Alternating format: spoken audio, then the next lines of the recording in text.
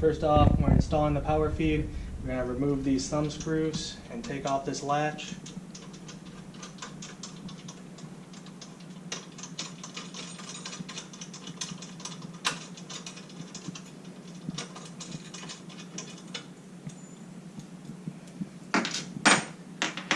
Bring out this cable enough to get the power feed on there.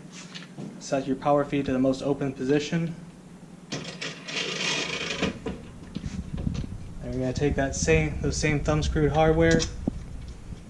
I'm going to tighten this guy down.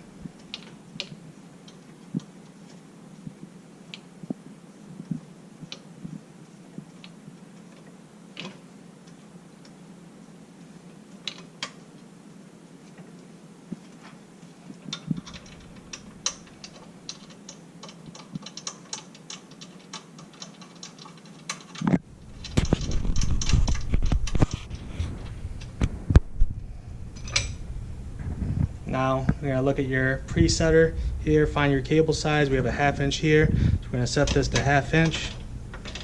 We're going to do the same thing on the other side. And we're going to take this all the way to position. And now you're ready to feed.